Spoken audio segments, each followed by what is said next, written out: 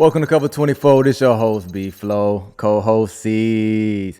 Man, this past weekend, it was real. College football was real. Yeah. We talked about us going to the Notre Dame, Virginia Tech game. Right. Nice atmosphere. ACC Network was out there, did some stuff with them.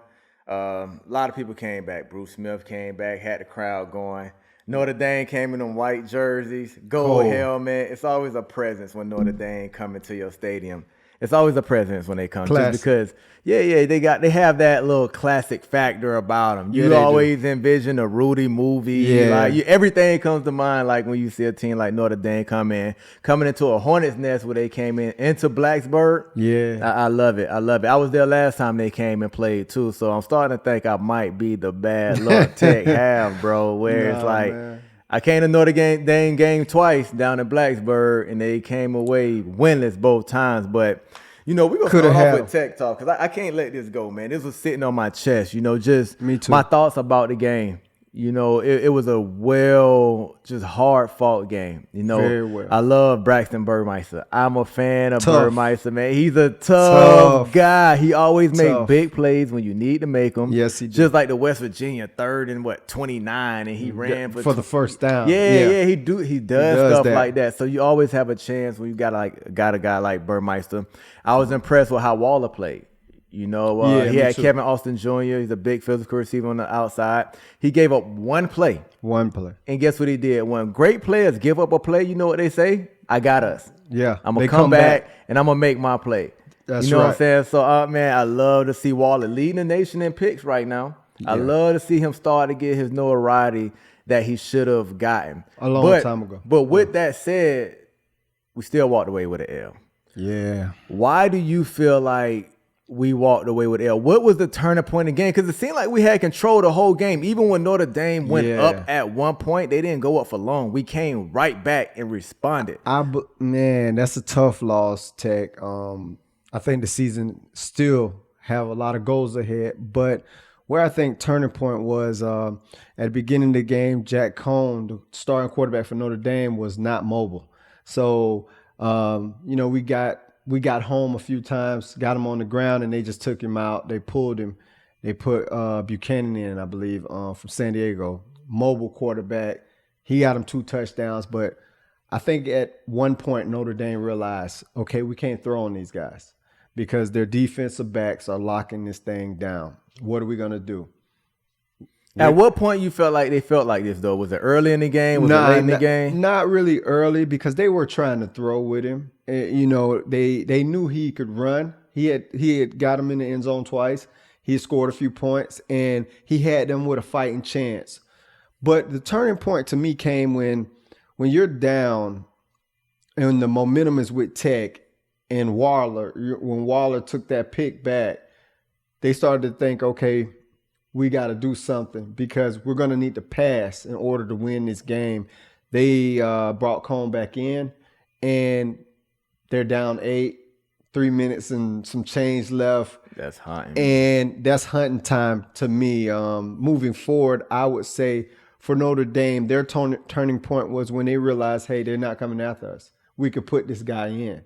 This guy that has he wasn't 100%. The starter. So you felt like that was when it was 3 minutes left in the game. Yeah. It was down 8 with 3 minutes left. Yeah. And you kind of felt like as a Tech fan, like, wait, they got to score, get a 2-point conversion, and then we probably should go into overtime at least. But they still had time to come back and kick a field goal to win the game. Before we go into overtime, the players played great. Moving forward, I love Fu and, I love J. Ham, you know what I'm saying? But moving forward, I would say when you have them on the ropes, you got to knock them out. When you say you got to knock them out, what do you mean by that? Because I was getting questioned after the game on was the knockout when we didn't go for it on 4th and 1 on our own 30. Because I don't consider that as a knockout because if you're a head coach, you do not want to go for it right there because if you don't get it, they're in field goal range already. And all opinions take flight right away. Yeah, so it's like you don't just give them the game, at least punt it away and trust your defense to say, hey, D, take us to overtime, and then we got to win it. So is that what you consider in the knockout, or do you consider the knockout being more aggressive on the defense side of the ball? Because I can't wait to hear your last take because I'm ready to unleash on how I feel right now. For me, when you're up 8 and you have a quarterback who is very shaky. He was not confident when he Notre Dame quarterback. Yeah, they benched him. Yeah. He wasn't confident. He comes back in. I don't see anything on his face that says we're going to win. He's thinking they're going to blitz me, and I can't move right now. Offensive line been struggling. Yeah, for all Notre day. Dame. So with that being said, we get out there and we don't blitz him. We sit back and play defense. He scrambles around. He makes a few plays. Okay, cool. They're not going to come after me. So his confidence grows on that one drive. It grows. The turning point was the knockout blow that we let him off the hook. Is we didn't come at him. Our DBs were better than their receivers. They just were. So you trust your DBs. You got Holyfield out. You take that linebacker that's in there and you blitz him and you do some things. Don't let them know where you're coming from. You throw the kitchen sink at them. Why? Because we're up by 8. Even if they score, they got to get a 2-point conversion. And even on a 2-point conversion, you still should go to overtime, even if they get it. That's your thought process. And the other thought process I have is, okay, if they score, 2-point conversion, blitz him, blitz the house. We didn't do that. Make him think quick. Like you got to make a read, and you better hope you'll read right. Right. We're not right gonna away. Let you just... Instead, he was able to scramble for a few seconds it looked like he was hobbling, was able to scramble, and then roll to his right, throw back across his body into the air. And it was a very low percentage throw, but number 4. He came up with Kevin the Austin catch Jr. of the game. Kevin Austin Jr., catch of the game for Notre Dame. Salute to you, because even if he drops that, then the ball game could be over if we run the ball there. So after they tie it up, I mean, they had the momentum. But to me, the knockout blow is we should have been more aggressive when we're up 8 at home and they have to drive. I don't know how long that last drive was, but it was a significant drive. And so I would have threw everything I had at him. So my thing, right?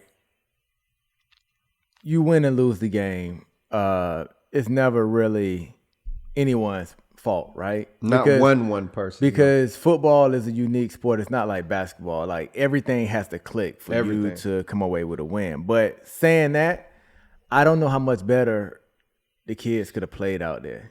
Right? I agree. I feel like the guys on the field left it all on the field. They played with energy. They made plays on both sides of the ball when they needed to make it.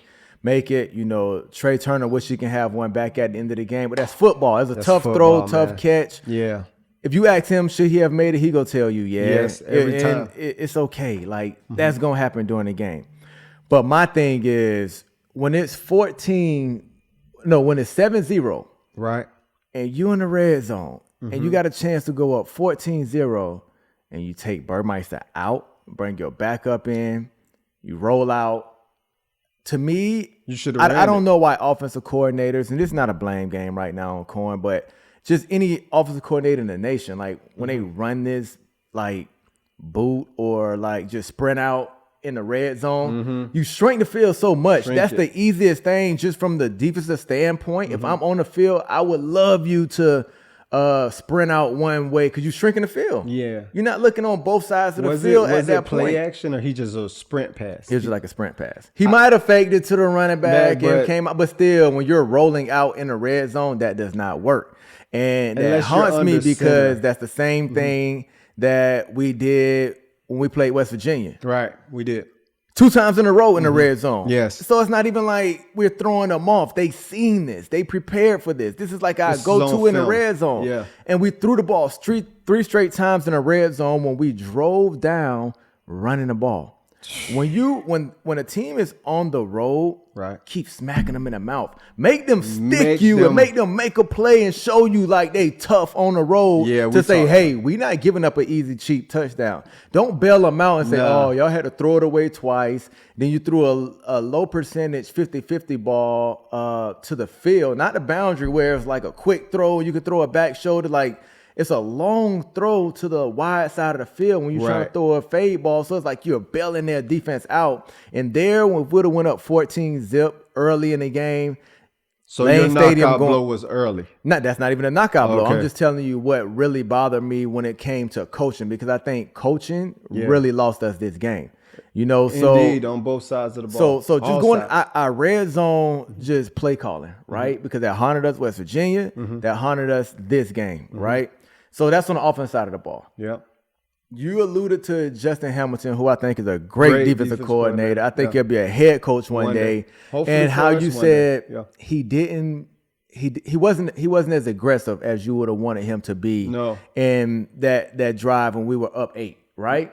And I agree, but I can also understand his train of thought. Right, even though just sitting back, me as a fan say blitz them. The O-line has trouble like protecting the Plus, blitz. you're up by 8. You're not tied. But let me finish. You know what I'm saying? Let me finish. Their O-line has trouble stopping the blitz. Right. Like attack and force their hand. But at the end of the day, I look at stuff on both sides of the spectrum, right? Right. He could be thinking, let me play prevent defense. It's only 3 minutes left. Let's just hope they got to keep dumping it down to the running back, doing check downs, and it takes them a minute and 45 seconds, maybe 2 minutes to score. Now, even if they do score, they still got to get the 2-point conversion. And if they do that, they should have only a minute left on the clock where our offense either go drive and kick a field goal or we go into overtime. They shouldn't get the ball back.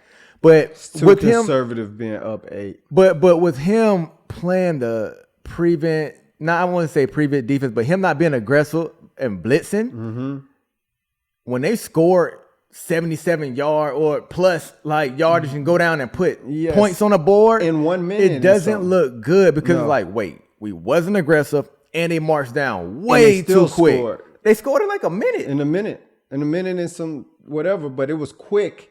It was so quick. So quick. When they scored that quick, it looked bad as a defensive coordinator because it's like, yo, you've been aggressive all game. Yeah, they've been struggling and they've been all balanced all game. They didn't even know what quarterback they wanted to play with. They didn't even know what to do. Yeah. So you keep forcing their hand and get pressure and let the crowd get into it, right? So even although I feel like Justin Hamilton, the defensive coordinator, should have been more aggressive, I can see his train of thought when he's thinking, hey, I'm not going to blitz. I'm not going to let them catch a slant and beat me for 60 yards and then they do score quick. But it didn't happen like that. He wasn't aggressive and they scored quick. Hey, you got to take that. Look bad on you.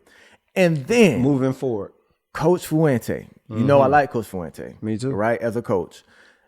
But when we go up 22-21, right?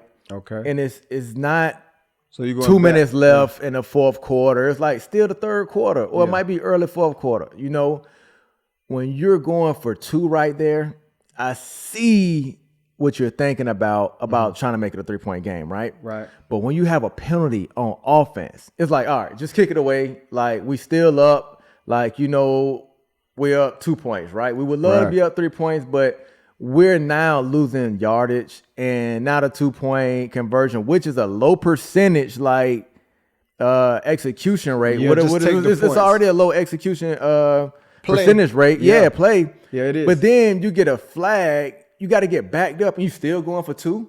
Like you're down in the game on the line with 2 minutes left. That right there, instead of it being an 8-point game with 3 minutes left, it'd have been a 9-point game. That's a whole different mindset for an opposing football team saying, we got to get the ball back twice. Like, what do we do here?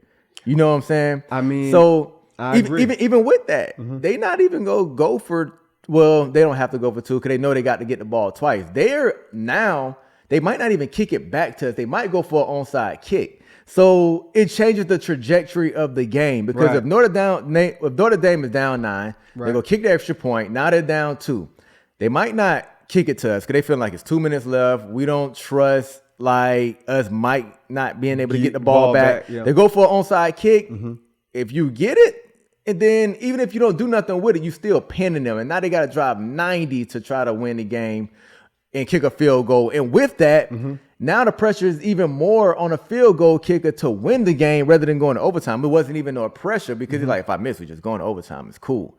So just for the player psyche, it's just like the calls we made as a coaching staff, man. That bothered all sides. That bothered me as OC, DC, and head coach, right? I mean, it always falls back on the head coach because you're the leader. Yeah. But his coordinators and his coaches have to Bail him out have to sometime. bail And- him out. Like yeah. they can't let him down like that. And I'm not. And not even bail him out. He trusts them like, hey, we're going to go for this. I know I you're can going to tell draw he up the trusts right play them. for Yeah. this. Like he trusts Yeah. his staff. He And that's does. what you would want as a coordinator and your coach to trust me as a coordinator to do my thing. So Tech could be 5-0 right now. They easily could be 5-0 if we just have a better red zone. Just the way we attack people in the red zone. And West Virginia, we had 4 tries inside the 5 from 4 yards. And the thing is, we win that West Virginia game from 4 yards. Even if you just run the ball and you get 1 yard of play, you win the game. You win the game. So that West Virginia down 4, I mean down on a 4 yard line to win the game, and then just executing with Notre Dame, you up 8 with 3 minutes left. Like no matter how that So panned out, you I would- think coaching with both of those games lost that game. Yes. And if you look at the top 10 right now Mm-hmm. and the top 25, whatever you want to look at in the AP poll, Yeah. it's only 4 teams in the country undefeated right now. Right? And more are gonna lose. So Tech, let's just say we would have won those games. There's no ifs, ands, or buts. But- It's just it was right there for us to win. Yeah. We'd have at worst been number 5 in the country right now, At getting ready for least. Pittsburgh at home to take control of the ACC and start really still working our way up to see where we're going to be at when these college playoffs go off. But, before we end this, moving forward, I think things could be, adjusted and righted because most of the game, the coaches coached a great game, most of it. But we're just pointing out things that could have closed the game. And I think you have to learn from this game because the ACC season is about to turn up right now and you got Pitt coming into town. So what do you think moving forward can we do? I mean, can we do from Virginia Tech standpoint to not only just do well against Pitt, but the rest of the ACC season, we could win the ACC. We're 1-0 in the ACC. So this where you would know what kind of coach and what kind of staff you have.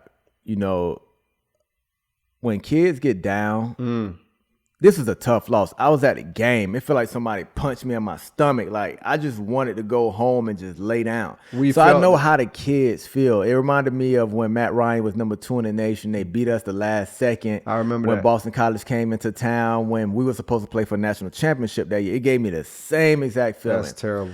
And being a head coach, you have to be a life coach and the Yeah. biggest and the best motivator ever. Right now. Like your job solely is to get the best out of your players, Yes. right? When they feeling down, pick them up. When they Yep. feeling themselves, let them know it. Don't feel yourself too much. Like we still got some stuff to do, right? Right. So we would know how they come out against Pitt. You can't base it solely on the game when it's win or loss against Pitt because Pitt a good football They're team. great football. They coming in and they gonna play a Virginia Tech football team that's gonna be beat up at quarterback. We don't know who's gonna play, We don't know.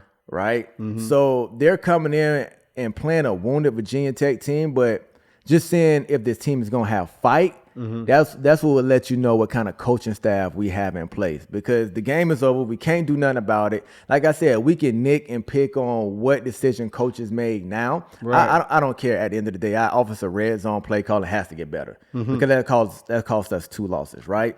Jay Ham's on, you can go and say he's more aggressive, but like I said, he might have been thinking they'll waste more time and he didn't think they'll score that quick. That can go either Right. way. That can go either way. And Fuente, I understand what he's thinking. Make it a 3-point ball game, but after a penalty, you can't do that. And my thing just as coaches, don't lose it for your kids. They playing ball. You have to make the best decisions ever to put these guys in place to win. Yeah. And it was a great atmosphere. It was a great game. Congrats to Notre Dame. I always question them as a team, but one thing about Notre Dame, they always fight and scrappy. find a way to win games Yeah, they at the are. end of the day. It might not be pretty, it might not be ugly, but well, it might be ugly sometimes, but Yeah, they find they a fight. way to win at the end of the game. That's while I was at Notre Dame game, we actually got a lot of feedback about our podcast, with players always saying, hey, I like the questions, they help me out. Parents, I didn't know parents were even really paying attention to the podcast, but they came to me, stopped me and say, hey, Right. it's great that you guys are talking about certain things because some things that we talk about in our household, it's kind of like, let's just listen to the podcast and see what they say. Right. And That's what I was it's taking for. pictures with fans. And recruits coming from high school, and it was a great group of parents. It was with a kid from Richmond. I think his school he went to was called King's Christian Academy, something like that. It was one of those schools in Richmond like that. And I was talking to his dad. I was talking to him about the recruiting process. His mom was there. Right. His dad asked me, he said, man, we checked out the podcast, and I just want to ask you, what's 2 things that you would tell a high schooler right now? And this is one of our questions for the question of the day. What's 2 things you'll tell a high schooler right now to make a high schooler lock in and prepare on what's coming up in the future and how to grasp hold of your future, right? Right.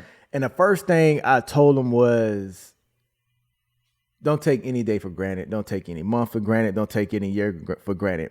And make daily deposits. Because what you do every day starts to become who you are. You right? Because humans are creatures of habit. Yes. If you late or running late for work every day, that's gonna become a habit. Like, oh, I'm always running late, right? That becomes who you are. If you're 3 hours early to the airport, every time you go to the airport, that's all you know is to be early to an airport. You can't even function when you're running late for those type things. That's a good habit. That applies to every aspect of life, right? Yes. If you start going to take tests in school, which are grades, seem like I'm just barely trying to get by. I'm just trying to get by. You would just be a barely get by type of person. Even when you're on the field, when you can actually dominate a practice or a game, you might be just way better than every player on the field, but you might be like, hey, I can kind of go 80% and still be better than everybody. And you'll get used to not putting your all on the field and just getting by on what you think is the best, and in that time, like, people are gaining ground on you. Players are working their butt off every week, every day to try to be better than you. So I try to tell them daily deposits on being the best person you can be. Right. Whether it comes to in the classroom, football, just obeying your mentors and your parents. Like, just make daily deposits in the right way, because that would start to make you better as a person, and you'll have a standard on your life and what your life should be. Because you'll see things start to align themselves. Yeah. And you'll start to build. And that was one of the tips I gave him. But right when I left, I was like, man, I forgot to tell him the biggest key of it all. What's that? Pray. You got to have a relationship with God, right? Because people normally be like, hey, I pray when something go wrong, or like, man, I just got injured. I hope it ain't serious. Let me go. Lord, please don't let it be like that serious of an injury that my knee can come back and I'm not done with and I can still play football. I'm like, just build a relationship with him. You don't got to get on your knees and holler at him. You can be walking in a whip, just talking to him, because every day. That's still daily deposits. Yeah, that's still daily deposits also. And all God do is ask you for any kind of relationship with him. Just holler at me. Like, you know what I'm saying? And the thing about that is, what I figured out and how I made it is because I had that relationship with him. You feel me? Indeed. And when you do stuff like that and keep a relationship with him, he weeds you away from certain things that happen that you don't even know could have just messed you up. Right? So I started thinking about when we was in college, and little things like, it can be like, hey, you going out tonight? And we always went out in college. Like, it was live. We had fun. We had real clubs that we went out to all the time.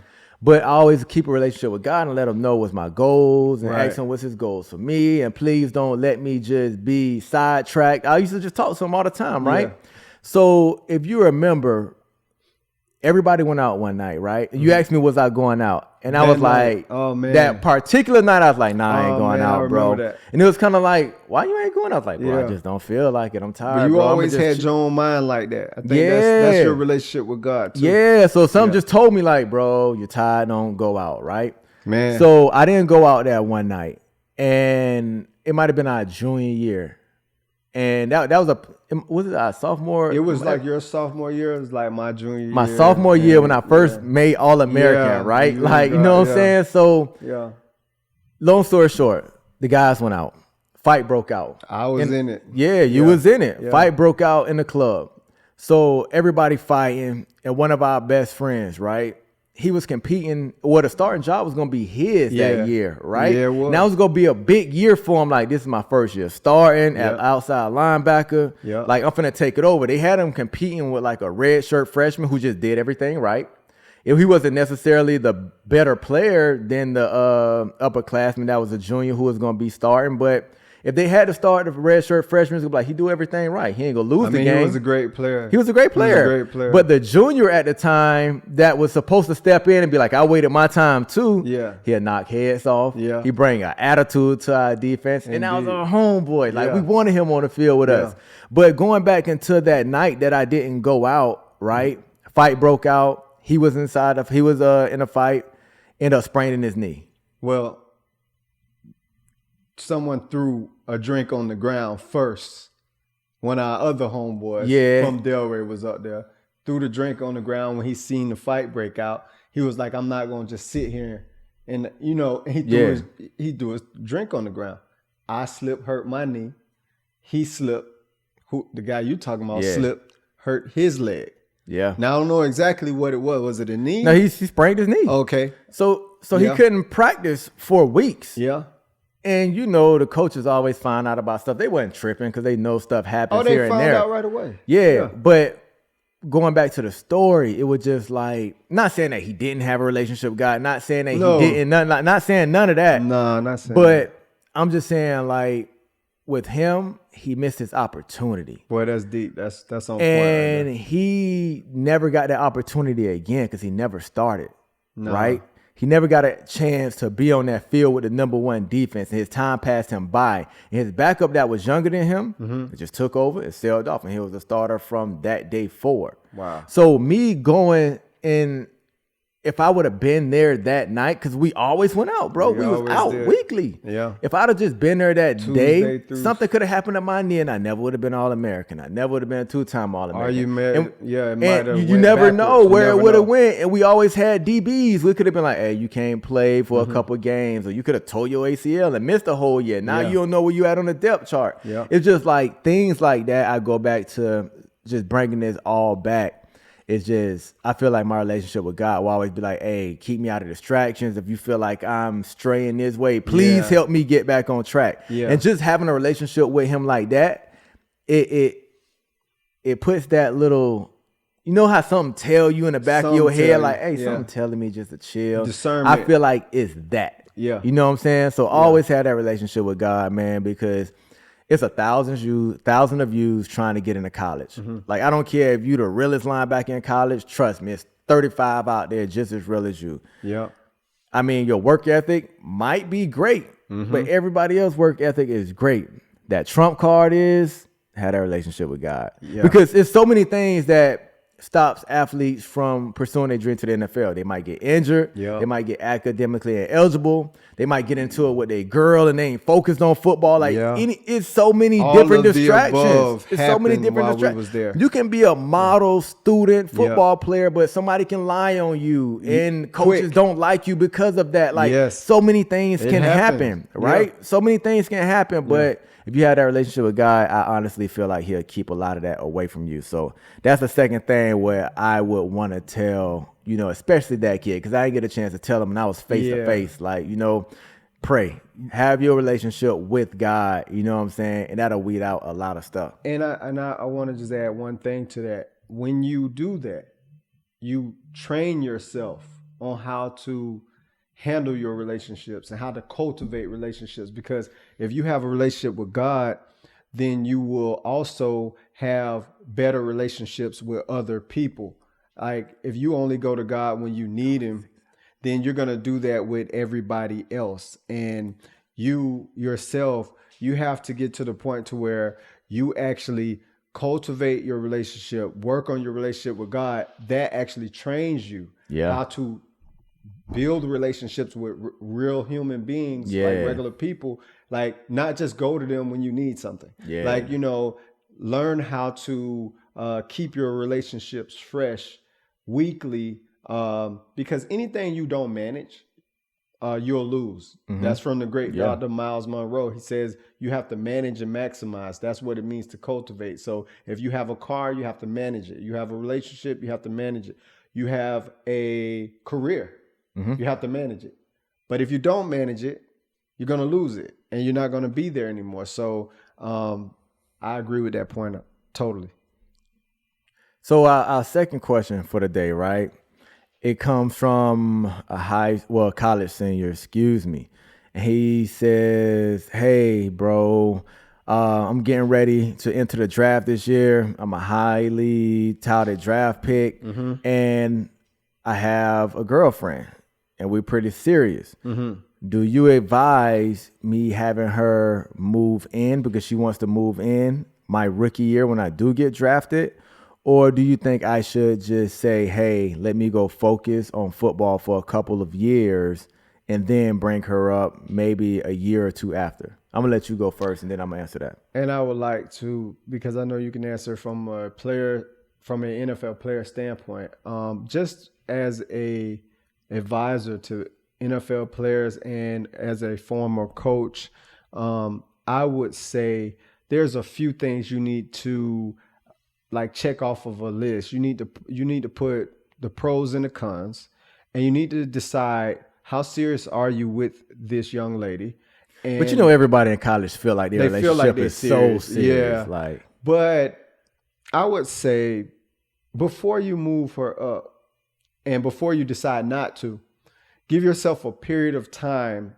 Even if you decide she is going to move up, give yourself the first few months, like the OTAs and, training camp. Give yourself, set a date that if she does move in, she's moving in on the third game or something like that. Don't do it early because you need to see how you guys respond while you're separated. See what you're going to do. It's not necessarily like she's going to do anything wrong, but you might not be totally set on her as your future wife. And you need to decide, is she that? Because you didn't say you were married. You said that your girl. So that's your girlfriend. And so from the old school people who raised me, they would always say, don't move in until you're married or until you have an engagement ring or something like that, because there's a commitment there. We ain't doing that no more because you don't want to get married and they move in and they crazy. And you're like, hold on, I ain't know this. But go ahead. Right. I feel you. But at the same time, with that thinking, I would say either way, give a trial run of about OTAs, summer, training camp, first, second, third game. Set it to about the third game if you do decide for her to move in. And let's see how you guys react while you're separated and while you're not around each other. And if you do move her in, have a plan when you move her in that, hey, this is our goals. When you move in 2 years, we're going to get engaged.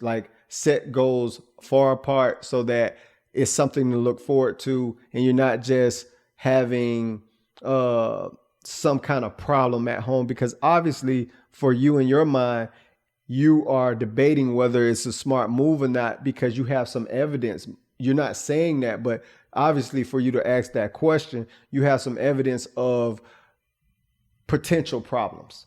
And so I would say, go ahead and give yourself some time. I agree with a lot of you said, so for me, I say definitely don't bring her up in OTAs. Whoa. Don't bring her up in minicamp. Right. Definitely don't bring her up in training camp because it's too early. You're a rookie. You don't know what to expect. You don't know what kind of hours you're going to be putting in over there. And you don't want to bring your lady up and then now she's sitting home all day and like, oh, I'm bored. When you go come home? But then as soon as you come home, she's like, let's go do something. I've been sitting home all day. It's like, nah, you're a rookie, homie. Yeah. This your life. Yeah. When you leave and watching film from the facility at 5 o'clock in the afternoon, bro, you got to come home and watch film 3 more hours to 8 o'clock at night. Right. If you want to be great. If you want to be You know great. what I'm saying? If you want to be great in the league, I'll definitely say don't bring her up in OTAs, mini camp, training camp, because you don't even know what to expect. You really just going off a schedule and see what kind of time you have, right? But you also got to know your partner. If she brings you peace, that's a good she point. motivates you. Yeah. She keeps you going. You might get sidetracked and say, man, it's getting tough, and she's your rock. then that's different. You got to be real with yourself and say, hey, I kind of need her up here. Yeah. So I bring her up for the season because I need her. But have a talk with her. And like you said, don't bring her up even the first game because you don't even know how your victory Mondays go. Do you got to go in on Mondays? Do you have to go in for rehab 6 a.m? Like you have to figure out your schedule. Yes. Because this is new. This isn't college and she's with you in college. So you guys know each other's schedule like left and right. I would say earliest you can think about bringing her in is like week 8. Right. Oh, okay, we get because and that's the halfway point because the first 4 games of the season go by so fast and it's a roller coaster. When she moves up here, that's gonna break your you got a schedule and you got a system like from OTAs to mini camp to training camp to the first couple games of the season. You have like a day in a schedule when you go to film and you go to practice and you come home, whatever you do when you come home, like when she comes, that's going to switch. Right. So you're programmed, you into this system. So you got to know she's going to throw like you off a little bit just for her being there first. Yeah, like just being there anyway. Yeah. Now warm it up a little bit. Before the 8 games, have her come to the games. Right. She can come on a Friday and stay to a Tuesday sometimes so she can just kind of feel out how your day is.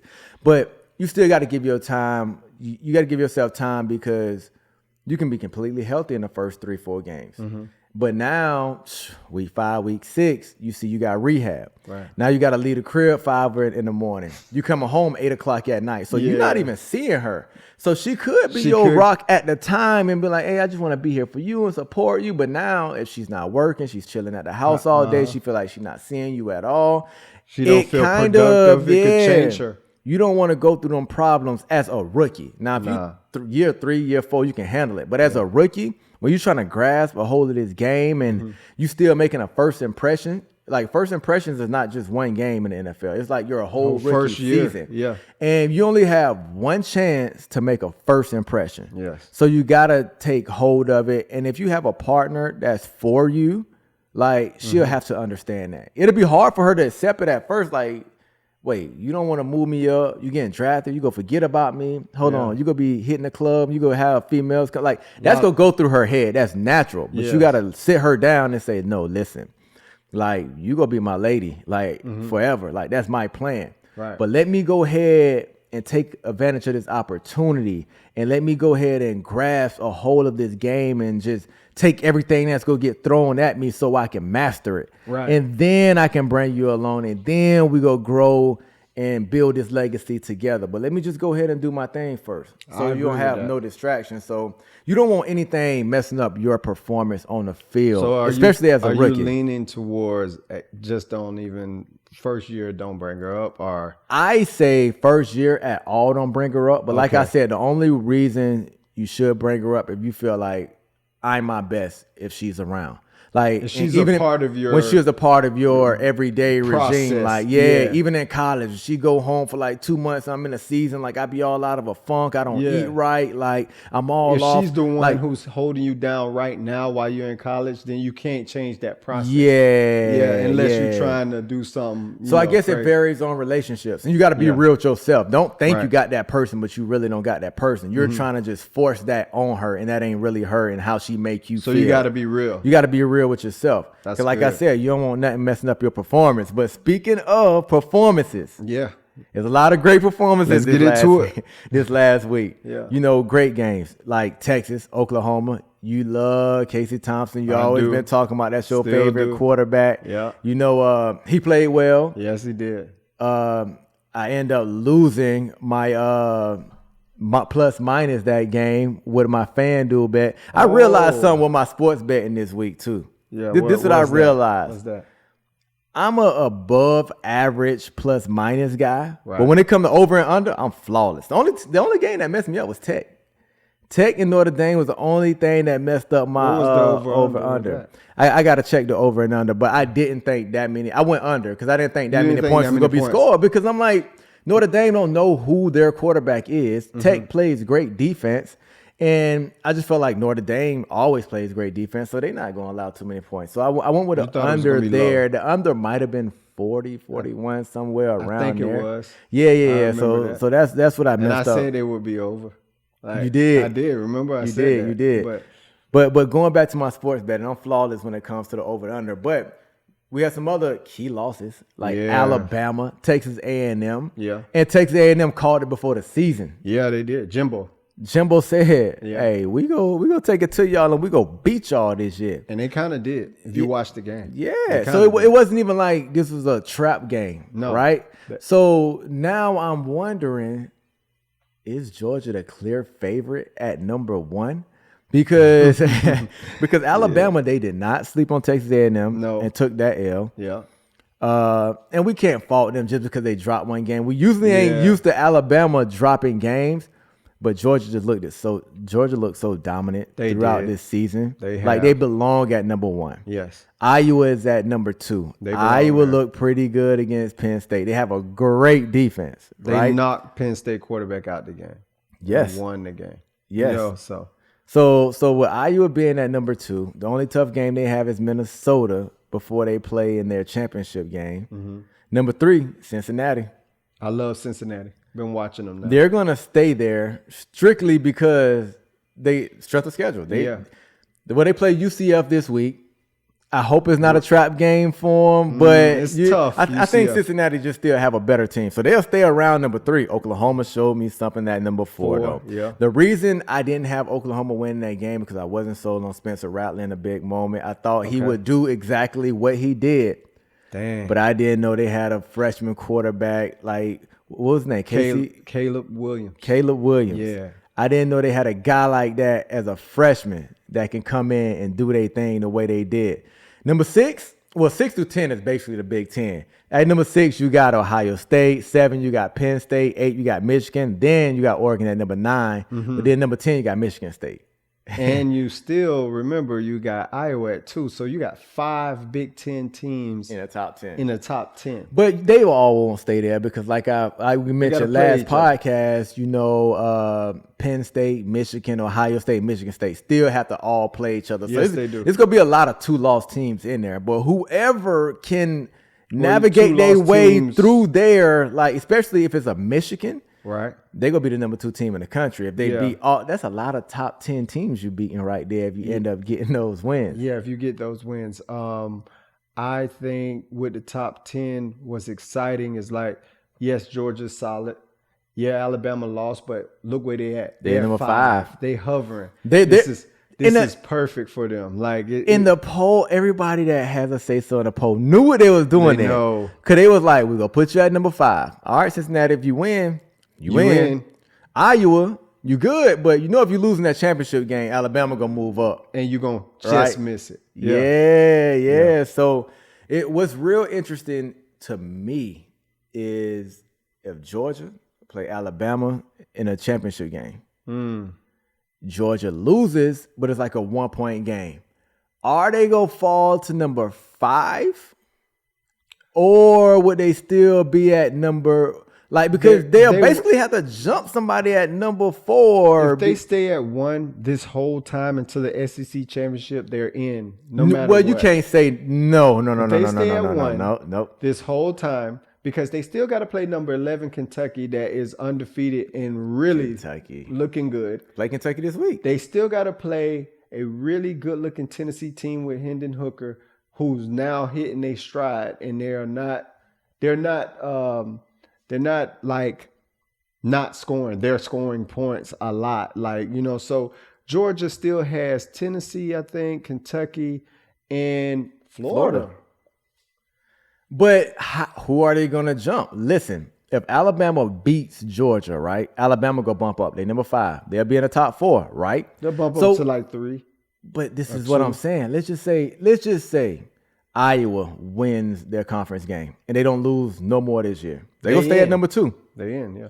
Cincinnati, they're undefeated. They can't be undefeated and be at number 3 all year and get jumped at the end of the year. They're in. Yeah. If Oklahoma wins out and what do you mean? They win their championship. How are you going to say Georgia with 1 loss is just going to jump Oklahoma with their 1 loss and they actually won a championship game? This will be a dilemma because you're going to have almost every team with 1 loss before the season is over. Almost every team. Almost. Yeah. And so Except maybe Cincinnati is if, the if, only if team. Cincinnati loses one game, they out. But Cincinnati may not lose one game. They don't lose, but everybody else lose one game. Then you have to choose between Michigan, Ohio State, Penn State, maybe. I don't know, but Michigan may play Penn State. And so if they play Penn State and they play Ohio State, which they do, I think, and they play Michigan State, it's going to all work out. It's going to be a Big Ten team in there, for sure. It's going to be a Big Ten team in there because whether it's going to be Iowa, Michigan, or Ohio State, and who knows? I don't think Michigan State will run the table, but whatever team, if they only have one loss and they win that conference, they got to be in. So let's answer this question real quick. If Georgia goes undefeated, they beat Kentucky, that's at 11. They beat Florida. That's a good team that just has 2 losses. They beat Tennessee, who is as good as they've been in years right now. They're finally hitting their stride. They go to the SEC championship. They play great the whole game. Alabama beats them by 1 point or a field goal. Now, do they get in or does Alabama get in? Alabama get in because they won SEC championship and they both got 1 loss and they beat Georgia. So Alabama has to get in. And if Iowa remains undefeated, they're in. But if Iowa has 1 loss and Michigan has 1 loss and one of them win the Big Ten, they might don't get in because they'll be like, Georgia got 1 loss. We like Georgia better than Iowa. We like Georgia better than Michigan because they play ball all year. That's the only way Georgia get in. So Iowa has to win out to get in. They can't lose. They can't lose one game. Because they don't play anybody tough. But Minnesota isn't not they self this year. They're So if Iowa lose at all, they don't get in. And if Michigan, although they can win their championship game, if they lose, it's going to be hard to put them ahead of either Georgia or Alabama with 1 loss.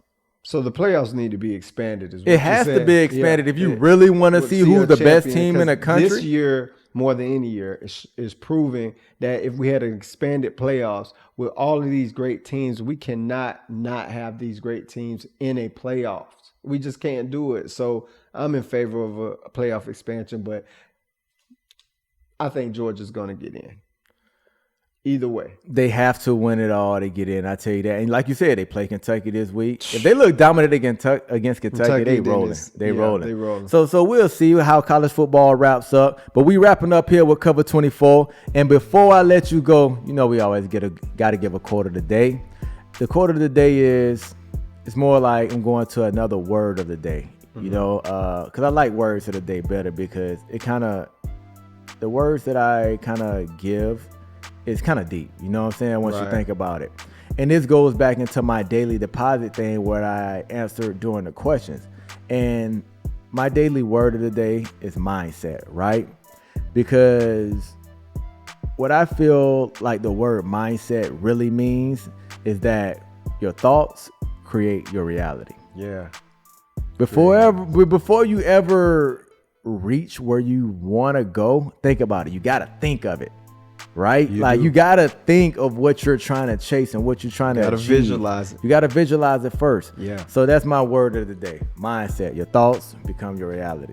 Cover 24.